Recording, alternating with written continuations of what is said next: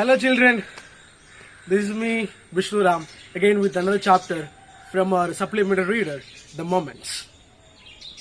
Today we are going to discuss about the fourth chapter in the Kingdom of Fools. It's a very funny story as the name says. It is a fine example of folktale, a Kannada folktale, which is written by A.K. Ramanujan. What is a folktale?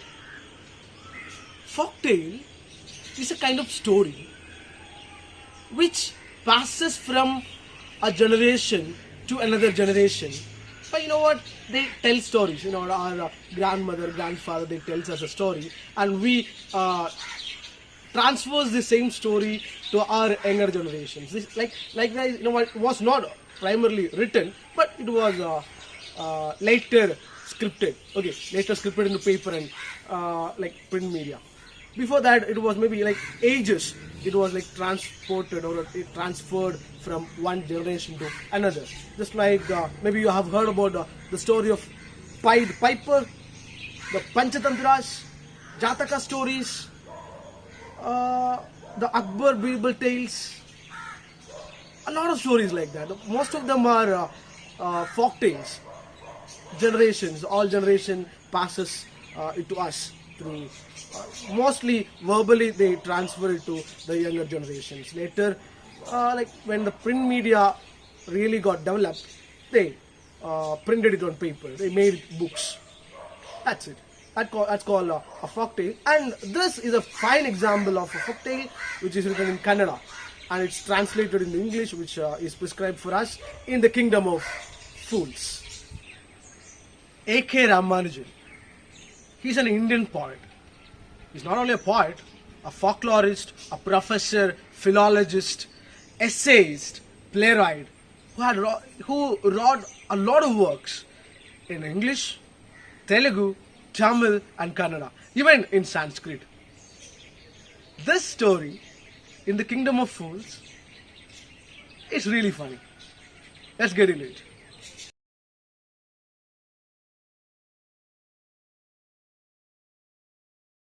In the Kingdom of Fools, the title gives you an idea about a kingdom, a country or a state where the king, minister and all the advisors, every courtmen are fools. And maybe even the people in the country are fools. And think about such a state or such a kingdom where all the rulers, they are fools. Such a kingdom, if the rulers are fools, not intelligent, idiots, what all can happen in that country or kingdom? What can happen? That's all told in the story in the Kingdom of Fools. To this kingdom, here comes a disciple and his guru. Which one to be first? Guru and his disciple, a saint. Anyway, both of them stepped into this kingdom on daylight. So, as usual, nobody is out there. These people actually felt ridiculous. It looks like no one, literally no one outside, because there is a law there. No one should step out of their house during daytime. They will be punished. Punished in the sense they will be like killed. So, such a rule is there. So, nobody is there. Nobody is there outside. So, our Guru and his disciple, they felt really confused. Even animals are not there outside. Because the people of that kingdom, they train their animals to sleep at daytime. Wow. And this Guru and disciple roamed around all the places. And it says that, even mice are not there. Even mice are not there outside, like roaming around. In such a situation, they roamed around and they became tired and were resting sometime in a particular place. When it began to get darker, when actually it started getting darker, it was like, night is approaching. everyone started waking up in that kingdom and started doing their job. Wow, what a confused things. Anyway, hunger was the main issue they were having. So the disciple and guru went into the market to buy something that they got really fascinated. Everything cost a single dudd. The currency there in that kingdom, dudd. Even if it is a big, large bunch of bananas or a sack full of rice, everything costs a single dudd. Our disciple was really happy because he was a foodie. He eats a lot. So he felt really, comfortable to live in that kingdom. But while cooking and eating the food they purchased from the market, the guru felt really bad. He got a bad impulse. Guru, the saint, he felt the negative impulse of that kingdom. He just wanted to escape out of the kingdom because he felt it's bad to live in the middle of fools. But disciple, he loved. So he said, it's okay. You know what? Anyway, everything is available in the market. Every food items are available in the market for single dudd, and it is okay. You know what? We can live happily here. They had a kind of discussion. Guru tried his maximum to convince the disciple it's bad to live in the middle of fools, bad to live in the kingdom of fools. But disciple said his final decision to stay, and Guru, he left disciple behind and moved on. So our disciple started living somewhere in that kingdom, and the other part of the kingdom, there was a merchant living, a rich merchant, and a thief broke into his house. The thief, he made a hole in the wall of the house and tried to sneak into the house, but unfortunately the wall collapsed onto his head and he died on the spot. Very bad. The next night, when everything started alive, the whole kingdom started alive, the thief's brother, he went to the king's court and complained, Your Majesty, my brother was doing his ancestral profession, stealing, thievery. He was doing the ancestral profession, and the rich merchant's wall killed him.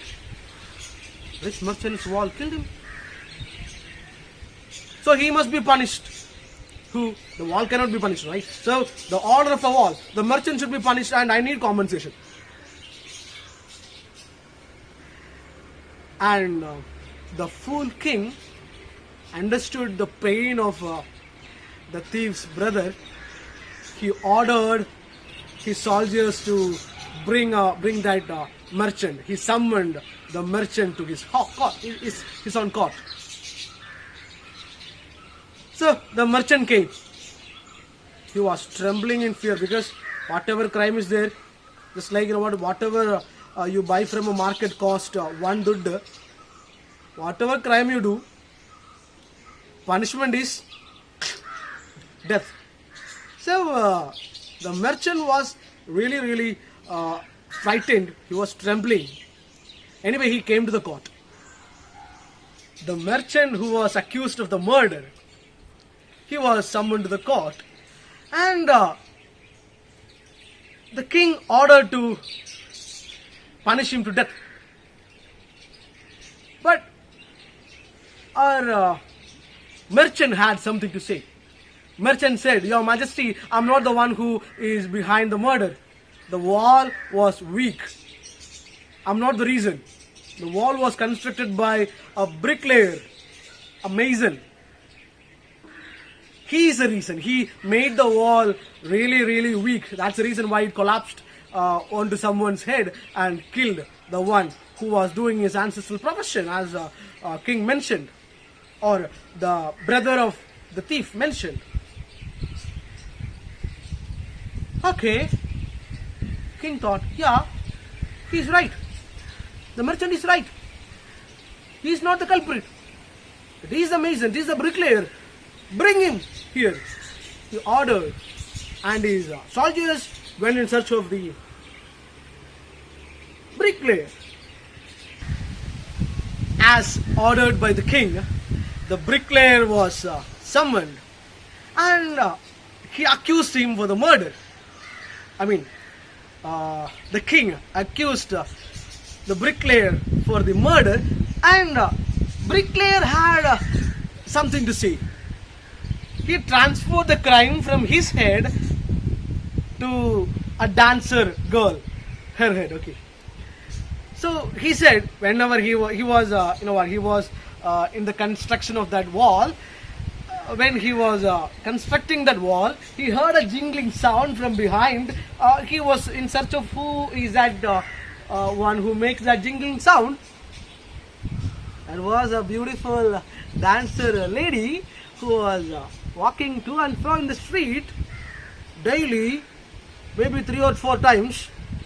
So he couldn't concentrate his eyes on the work he was doing, but he was distracted towards the beauty or the sound, whatever it is. The dancing girl was going here and there, a beautiful dancing girl who was going here and there in the street. That distracted me. I'm not the one who made the mistake. She's the one actually to be accused for this crime. King said, yeah, he is right. The lady is the problem. Why she need to, walk to and fro and distract this poor fellow who was constructing the wall?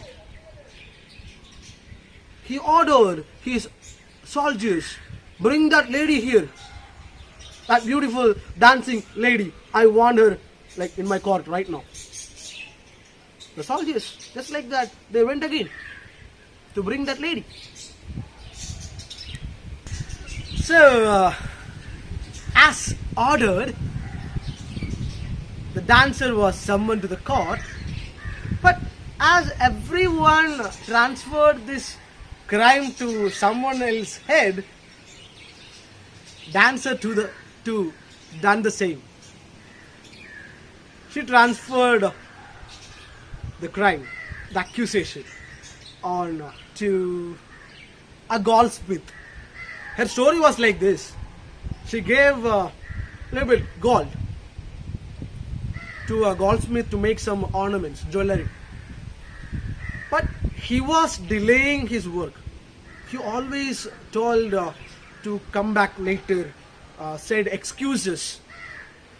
That's the reason why she needed to walk to and fro to the goldsmith's shop to ask for her jewelry and all. That's the reason why she was walking. She never had an intention to disturb the bricklayer. So she was clean. According to the king, she was clean. So she never done any crime. The crime was done by the goldsmith who delayed the job, delayed the delivery of ornaments to the lady. He is the reason why a poor man who was doing his ancestral job died. So, the king's bailiffs, the officers for execution, they brought goldsmith, the so-called goldsmith mentioned by the lady, the dancer. He was summoned to the court. And this goldsmith had his own story. He said there was a merchant who gave a bulk order of jewelry, and so he just wanted to finish off that work. It had the priority, so he just wanted to finish off the work given by a rich merchant. That's the reason why he was forced to delay the delivery of ornaments to the lady. That's why she was visiting his shop every now and then. So he was not the reason why it all happened. It was the old merchant. So king told, okay, so I got the real culprit now, so arrest that old merchant. But there is one issue. What was the issue? The old merchant is no more. He already passed away. And who was that? Do you remember the first culprit, the owner of the house where the thief broke into? That merchant was the son of this old merchant mentioned by the goldsmith. So king, wow, king got an idea. Anyway, whatever the old merchant had, the properties, the business, the house, all his wealth, it is inherited by the merchant, his son. The crime he has done also to be inherited, right? Whatever you are taking from your parents, you have to inherit their crime also. So you have to accept the punishment for your father. So it all came in a full circle. As the whole story, it came back to the starting point after finishing the whole circle of stories. The king decided to execute the merchant. He ordered to build or construct a new stake to execute this merchant. Merchant was helpless. Anyway, a rule is a rule, law is a law. The ruler orders to execute him. He need to accept it. You know what? There is no other way. After the construction of the stake, they tried on for a trial. They tried on with the merchant and found the merchant is a very thin, a very lean fellow. So he is not actually properly fitting inside the stake. So what to do? Anyway, the stake is constructed. The culprit is not actually fitting in that.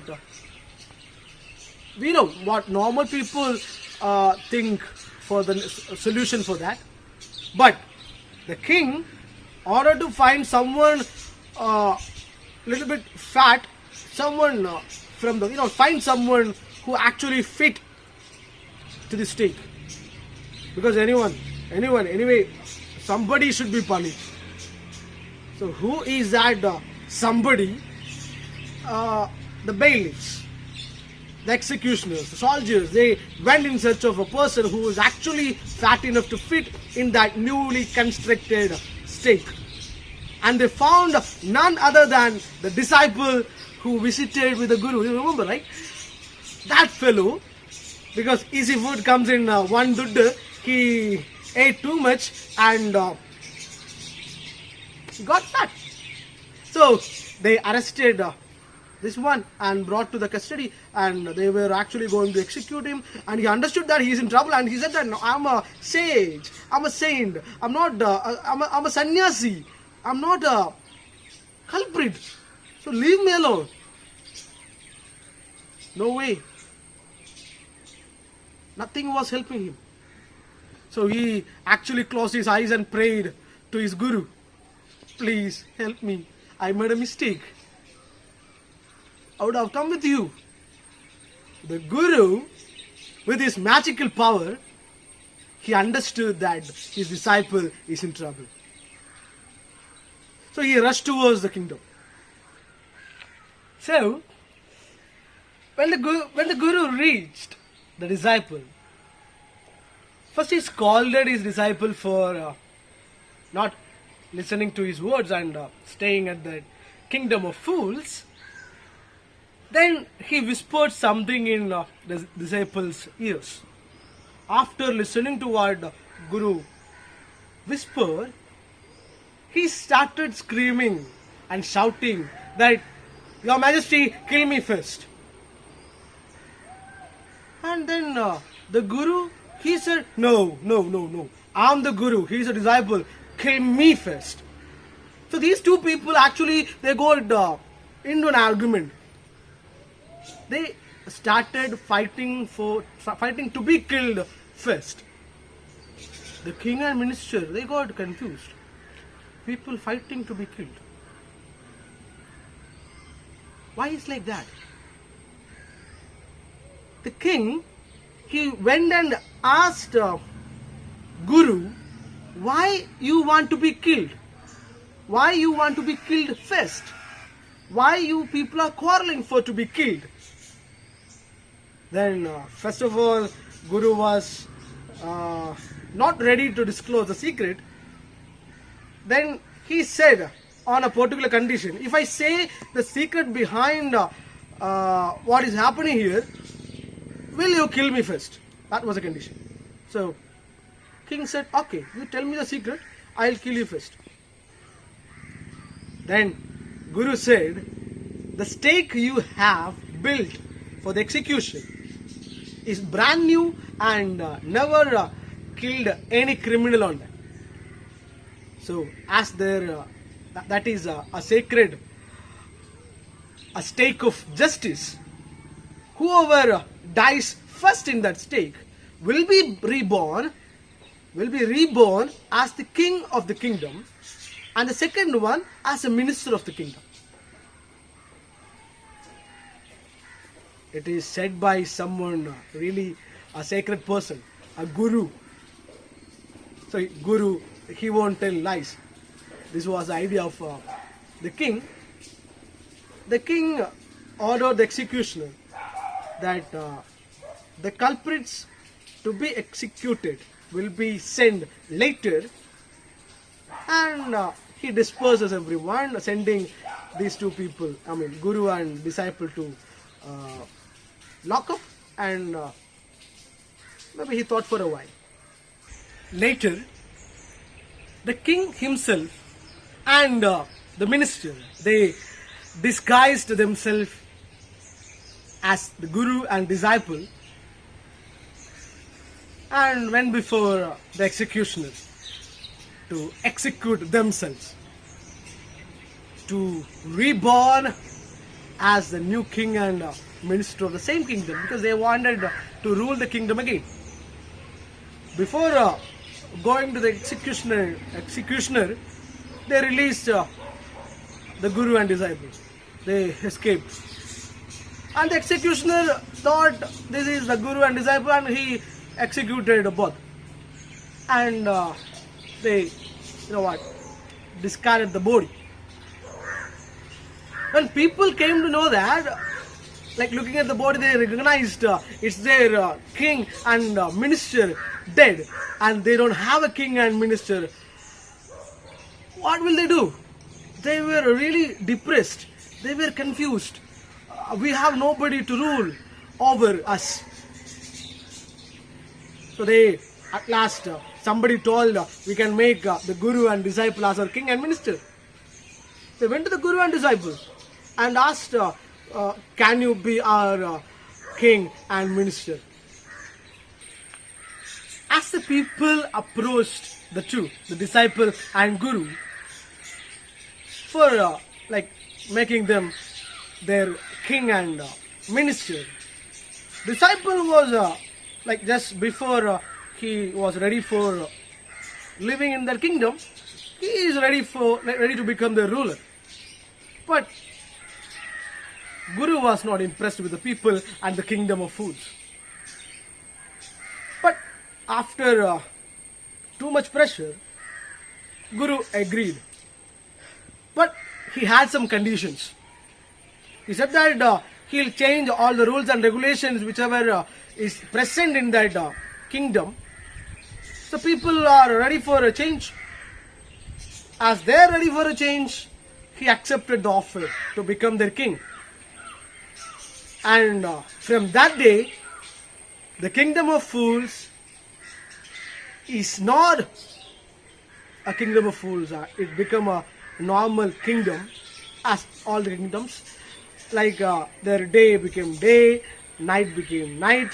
And now if you go to the market and ask for anything, it won't be available for a single duddu, but their cost varies. The cost varies according to the amount or type of goods. So guys, this is the story of In the Kingdom of Fools. I guess you enjoyed the story. Yeah, folktales are too much interesting. Find some folktales and try to read them. Read the chapter, and if you have any queries, any doubts regarding the chapter, you can just comment below in the comment section. Till we meet again with another chapter, it's bye from VishnuRam. Take care.